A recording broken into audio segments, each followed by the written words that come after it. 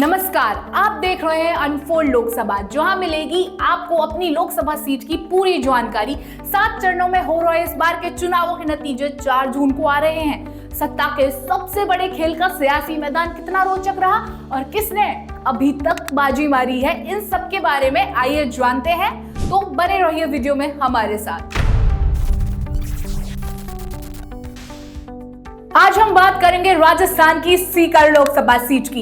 इस सीट पर मुख्य मुकाबला बीजेपी और सीपीआईएम में है। बीजेपी ने जहां वर्तमान सांसद सुमेधानंद सरस्वती को ही फिर से मौका दिया है, तो वहीं सीपीआईएम ने भी अमर राम को उतारा है। कांग्रेस ने ये सीट इंडी गठबंधन के साथ ही सीपीआईएम के लिए छोड़ी है। बीएसपी के टिकट पर अमरशवंत चौधरी ताल ठोक रहे हैं। देश में जिस पार्टी ने हिंदुत्व की अलग को जगाए रखने के लिए चुनाव लड़ा, उसका नाम था राम राज्य परिषद। इस पार्टी की स्थापना स्वामी करपात्री महाराज ने की थी। पहले चुनाव में राम राज्य परिषद ने 3 लोकसभा सीट जीती थी, उनमें से एक सीकर भी थी। अब जान लेते हैं कि क्या है इस राज्य का वर्तमान चुनावी समीकरण। एनडीए गठबंधन में बीजेपी जहां सभी 25 सीटों पर लड़ रही है, तो वहीं इंडिया अलायंस में कांग्रेस, भारतीय कम्युनिस्ट पार्टी, राष्ट्रीय लोकतांत्रिक पार्टी और भारत आदिवासी पार्टी शामिल हैं। अन्य दलों में बीएसपी, आजाद समाज पार्टी, भारत की Ambedkarwadi party, right to recall party, Republican party of India, Socialist Unity Centre of India, Hindustan Janata party और राष्ट्रीय जनशक्ति पार्टी सेक्युलर शामिल है, जो कहीं कहीं दोनों गठबंधनों के वोटों में सेंधमारी कर परिणाम बदलने की क्षमता रखते हैं। राजस्थान में कहीं कहीं रविंदर सिंह भाटी जैसे निर्दलीय भी मुख्य दलों के उम्मीदवारों को भारी पड़ने वाले हैं। भजनलाल शर्मा, वसुंधरा राजे, गजेंद्र सिंह शेखावत, अर्जुन राम मेघवाल, अश्विनी वैष्णव जहां राजस्थान में बीजेपी के मुख्य चेहरे हैं, तो वहीं कांग्रेस में अशोक गहलोत, सचिन पायलट कांग्रेस की डूबती नैया को पार लगाने की कोशिश में है। अब बारी है इस लोकसभा सीट के इतिहास को जान लेने की कि कब और कौन शख्स इस सीट से आम से खास बना और किसके बीच द्वंद्व देखा गया। सीकर लोकसभा सीट का अस्तित्व 1952 में सामने आया। 1952 में राम राज्य परिषद के टिकट पर नंदलाल शर्मा लोकसभा पहुंचे। 1957 और 1962 में रामेश्वर टांटिया कांग्रेस के टिकट पर लोकसभा में 2 बार पहुंचे।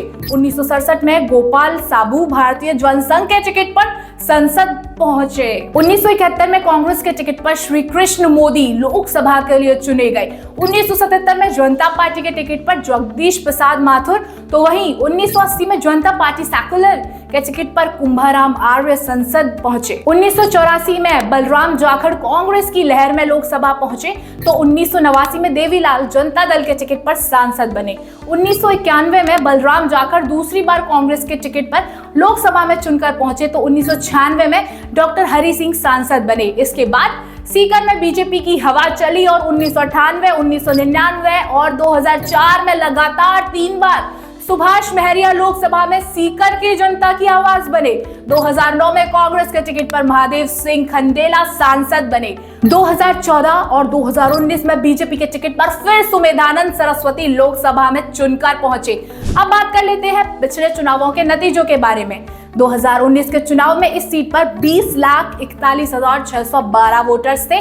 बीजेपी के कैंडिडेट सुमेधानंद सरस्वती को 7,72,104 वोट मिले, तो वहीं कांग्रेस के टिकट पर उतरे पूर्व बीजेपी नेता और केंद्रीय मंत्री रहे सुभाष महरिया को 4,74,948 वोट मिले। तीसरे स्थान पर सीपीआईएम के अमरा राम रहे, जिन्हें 31,462 वोट मिले थे। वोटिंग परसेंटेज 65% रहा था। तो बने रहिए एक्स्ट्रा क्रिएशंस के साथ अनफोल्ड लोकसभा सीरीज में देश की सभी लोकसभा सीटों का सियासी गणित को समझने के लिए, जिसका वास्ता आपसे भी कभी ना कभी पड़ता ही है।